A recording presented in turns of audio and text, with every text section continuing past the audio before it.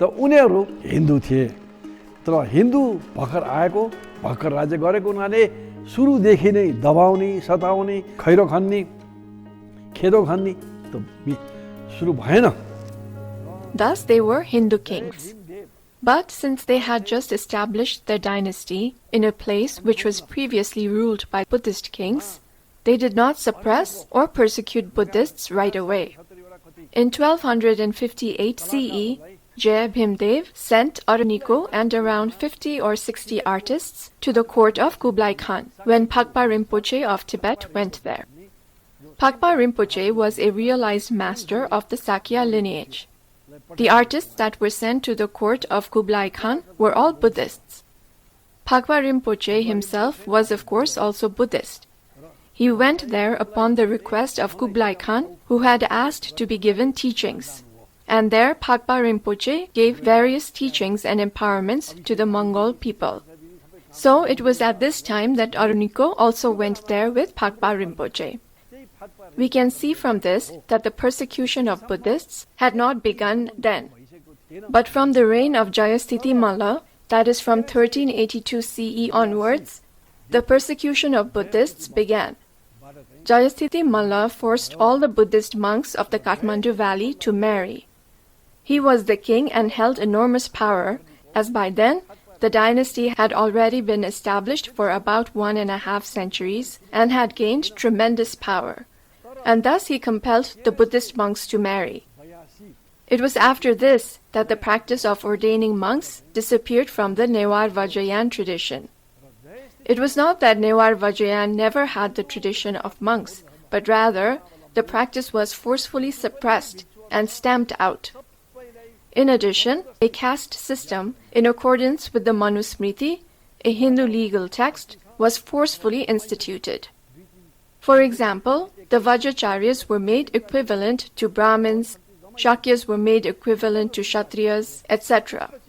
This practice was imposed throughout the Malla kingdom. And then in time, the Buddhadharma practiced here started resembling Brahmanism. So how did this happen? Manusmriti अनुसार जातपात फलो गर्नुपर्छ मान्नै पर्छ भने जबरजस्ती लादे. First of all, the caste system became integrated into the culture itself. However, this is not Buddhist culture. It was forcefully imposed by Jayasthiti Malla. It did not exist during the time of the Thakuri kings, nor during the time of the Lichavi kings, nor of the Kirat kings. Although not all Kiratis were Buddhist, many were. Then, also, the Buddhists had to make a show of performing the pujas or rituals, etc., in a Hindu way, in order to avoid being caught and imprisoned. For the Buddhists here, such an oppressive situation continued for 1, 2, 3, 4, 5, 6, 7, up to 800 years. For example, in 1520 CE, the Guru, Vandakrita Dev, had established the Mantra Siddhi Vihar. But King Lakshmi Malla, who is also called Lakshmi Narasimha Malla, and who came 5 generations later, demolished that Vihar and burnt all the Tyasafu, which is the Newar word for Dharma texts, like Pecha is the Tibetan word for it. And many generations after this destruction, Vandakirti Deva's own descendants again used the original statue of Shakyamuni Buddha and other items from the original Mantra Siddhi Vihar and established a small Vihar in the same place. This still exists and is also called the Mantra Siddhi Vihar. And it is said that back then, the Guba Jews or priests of the Hiranya Varna Mahavihar could not even go there to perform offering rituals. And thus, in order to make their offerings, they taught their children to make flower and water offerings as they were playing around in the vicinity of the Mahavihar. This happened during the rule of the Malla kings. Now, coming to the rule of the Shah kings, there was a vihar called Triratna Vihar in Turikhel. And King Rana Bahadur Shah, during the time when Bhimsen Thapa was the prime minister and Dhir Shamsher was the commander-in-chief, commanded that the Triratna Mahavihar be demolished in order to expand the Turikhel grounds. On the one hand, this completely erased a piece of archaeological history that dated back hundreds of years to the Thakuri kings. And on the other hand, it was an act of oppression of Buddhadharma. Have we ever heard of any Shah king who destroyed any Hindu temple in order to construct roads or similar? But that vihar was destroyed in order to expand the Turikhel grounds. It was located near the Mahakal temple in Turikhel. The Turikhel grounds had actually existed since a long time back. There are records which state that when Tibetans came to Kathmandu, such as Guru Marpa and others, they would set up tents on those grounds. This happened actually even before the 11th century. It was happening since back in the 8th century. The Mahakal temple has been there since the 6th or 7th century, and it is called Podangombo in Tibetan. Po here means Tibetan, and Dang means field, and Gombo means Lord, referring to the Mahakal there. So that term refers to the Mahakal there as the Lord of the fields, where Tibetans made camp. But Turikhel was not as large then as it is now, because some of the current area came from where the Mantra Siddhi Vihar once was. And when the Vihar was demolished, many Shastras and Sutras were also burned. त्यसपछि आयो जङ्गबहादुर र जति पनि काठमाडौँ उपत्यकाका बिहार बही बहालमा जे जति पनि थ्यासफु यानी पेचा यानी शास्त्र सूत्र आदि धर्मग्रन्थ छन् सबै जलाइदिए भन्ने आदेश दियो. Then next came Janga Bahadur Rana, who gave orders to burn all the Tyasafu, meaning the sutras, shastras, and other dharma texts from all the bahis and bahals, that is from the vihars, in the Kathmandu valley. And thus many were taken out and burned. Now there were no ambassadors then, but there were representative residents. The one-time British resident Brian Hodgson, hearing of this, asked his nephew William White to go to Janga Bahadur and tell him that if he did not want to keep those texts, to give them to him instead, and he would take them back to his country. Janga Bahadur agreed, and so the remaining texts were taken to Britain, and they still remain there. But sometime after that, several Newar Pandits requested Brian Hudson to return back at least a few of these Buddhist texts to them. So he brought back 9 of the texts. And the Navagrantha, or collection of 9 texts of the Newar tradition, since the past 150 to 200 years, are comprised of these 9 texts. But Newar Buddhadharma is not really limited to this Navagrantha. So many of its other texts had been burned. I have already talked about Leela Vajra, who went to Nalanda to study and also taught there. And in the 11th century, the Dharma texts that were burnt at Nalanda numbered 9 million. And since Newars were engaged in exchanges with institutions like Nalanda, how could there really have been only 9 texts in Newar Buddhadharma? But the Newars of today think that their body of scriptures includes only these 9 texts and the Swayambhu Puran. This is the result of centuries of oppression. In addition, the Newar Buddhists also had to perform their rituals in a way that resembled Hindu rituals. And doing this over a period of centuries led to it becoming a part of their culture, to make offerings and perform rituals in the style of Hindus.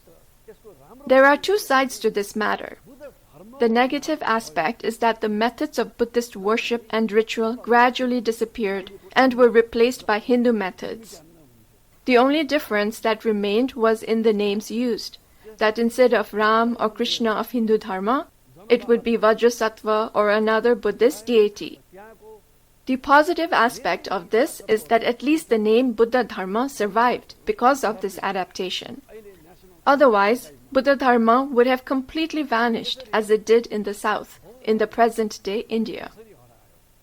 Then next came Chandra Shamsher, who tore down Jana Bahal and seized many Dharma texts which are now in the National Archives.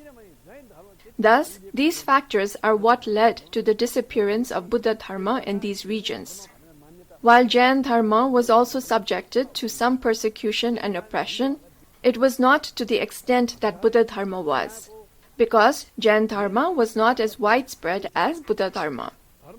And as I have noted earlier, at one time there were more followers of Buddhadharma than of Hindu Dharma in South Asia.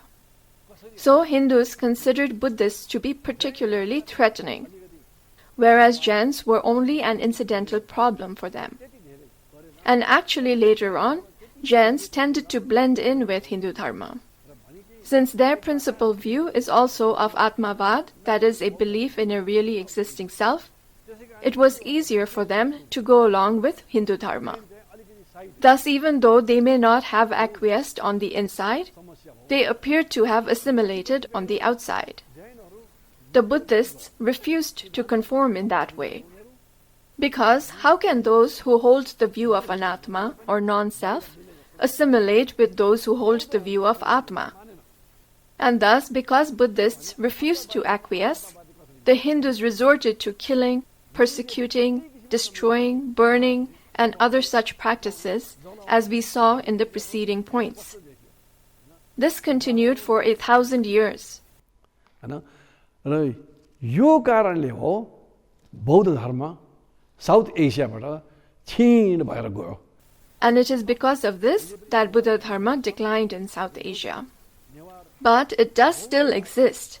For example, there are still Newar Buddhists, and the Newar community should be given credit for having preserved their identity as Buddhists to this day, even under such hostile conditions, chaos, and distortions. And it is impossible for there not to be deterioration under such circumstances. Only a fool would claim that Buddha Dharma here has not been weakened and remains as intact as before. If that were the case, then where are the scriptures? How can there be only 9 texts here when there were 9 million texts at Nalanda?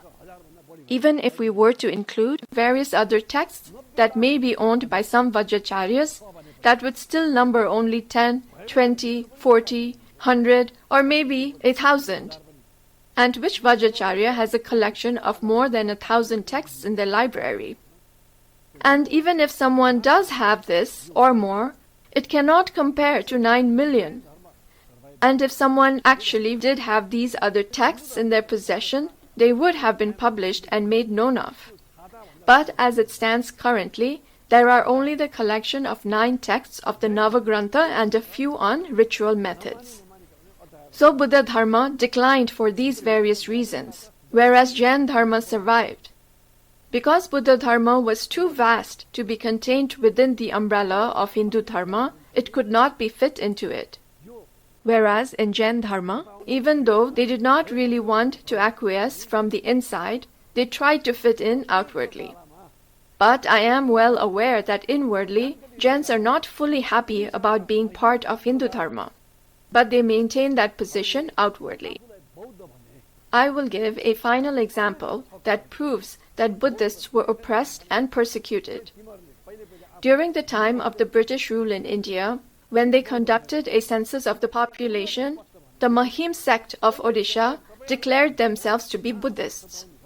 The British were surprised by this, as they had assumed that there were no Buddhists in India at all. They asked them why they were claiming to be Buddhists when they had previously called themselves Hindus. They replied pointedly that because the country was now ruled by the British, the Hindus would not be able to persecute them anymore. And had they stated that they were Buddhist earlier, the Hindus would have already destroyed them a long time back. Now this happened during the British rule in India, which was quite recent. And so from this account too, it is apparent that Buddha Dharma had faced persecution, oppression, suppression, and destruction throughout South Asia. Even with regard to Nalanda, Muslims burnt the books there and killed the monks, but many archaeologists do not believe that they destroyed the vihar structures themselves. So how is it that Nalanda was so completely destroyed? Many archaeologists believe that Hindus destroyed it at a later time. I do not know how true this is, but there are archaeologists who state this. I do not, however, mean that the present-day Hindus are to be blamed for this. But this is history, and it is relevant in the context of answering the question posed here, and to elucidate why Buddha Dharma disappeared from South Asia, whereas the Jain Dharma and Hindu Dharma remained. If it was only the Muslims who were responsible for Buddha Dharma's destruction in India, then a question arises as to how Hindu Dharma and Jain Dharma survived. How is it that only Buddha Dharma did not survive that invasion? And when answering this question, the issues and historical events related to destructive actions by Hindus will need to be talked about. This does not, however, mean that any blame is implicated on the Hindus or Muslims of today. Such blame should not be assigned under any circumstance, and no Buddhist thinks in this way. But these events that I have talked about did happen, and it is for these reasons that Buddha Dharma was destroyed. And it was because of the reasons that I talked about earlier that Buddha Dharma also declined in our Kathmandu Valley, a place from where the teachings had gone to Tibet. The Tibetans who were taught by the gurus of Kathmandu Valley still possess the wealth of Buddha Dharma, but nothing remains here. Barely anything remains of the sutras, shastras and tantras. Even the methods of ritual looked like that of Hindus, and the abhisheks or empowerments also look to be similar to that of Hindus. But if we are to refer to the older Thasafu, these methods that are used nowadays are not found in them. And many Buddhist Newars who do not understand and are not well learned in this even assert that Buddha Dharma and Hindu Dharma are the same. They do not know anything about this, and there is no one to teach or to clarify these matters. And when we look at why so many Newars became Theravadi, it is for these very reasons, because there was nobody who could explain the teachings of Vajrayana to their satisfaction. It is natural that questions would arise, especially among the educated, such as what is Vajrayana? How is it also the teachings of the Buddha? Where is shamatha and vipassana that the Buddha taught in the practice of Vajrayana, etc.? And when they were unable to get answers to such questions, they became Theravadi. In countries which are predominantly Theravadi, the teachings of the Buddha are readily available, as are the practices of shamatha and vipassana related to the teachings. But in actuality, these are also found in Vajrayana. It is just that the practices became weakened here in the Vajrayana tradition of Kathmandu Valley for all the various reasons that I have given. But Vajrayana is still fully extant in the Himalayan region. However, the differences in language, which in the Himalayan region is primarily Tibetan and not understood by the people of Kathmandu Valley, meant that the communication and exchanges with them have been limited. But there are well-educated and great scholars even in the Himalayan region. जस्तै कि हाम्रो नेपालको डोल्पोको महान विद्वान डोल्पोपा तिब्बतमा अहिले पनि कदर गर्छ. For example, the great scholar Dolpopa from Dolpa is still well respected in Tibet. He is considered to be a Mahasiddha as well as a great scholar. But other Nepalis do not know of him, even though he is renowned in the Himalayan regions. Communities like the Tamang, Gurung and Muggers do not have any inkling of who Dolpopa is. So Buddha Dharma is still extant in the Himalayan region because of its close proximity to Tibet. But how did it even get to Tibet in the first place? It went there from here, that is from Kathmandu, from Nepal. It came to Nepal from India and then went to Tibet. And every Tamang needs to understand that Buddha Dharma is not limited to just what is written in Tibetan script. First of all, that is not called Lama language. It is called the Tibetan language.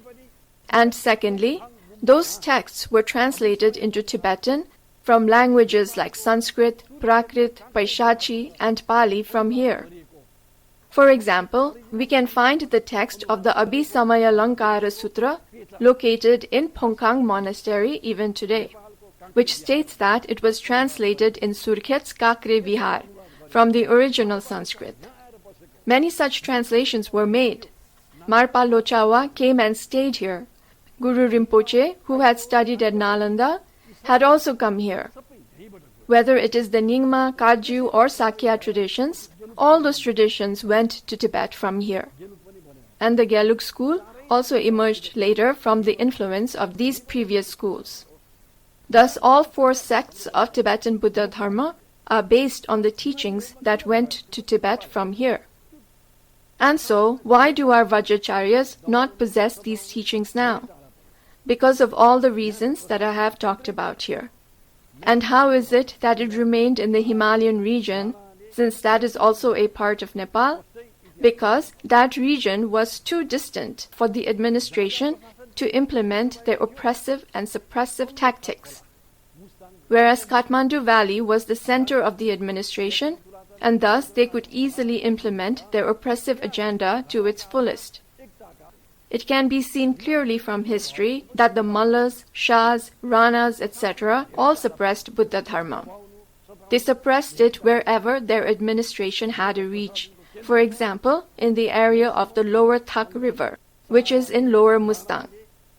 That area is inhabited by the Sherchan, Tulachan, Gauchan, etc. And back in the time of the Rana regime, they were not permitted to call themselves Buddhists. They had to declare that they were Hindus. This is something some Thakalis have personally told me. And this came to be because the Sherchans there became part of the administration in the post of Subbas or clerks.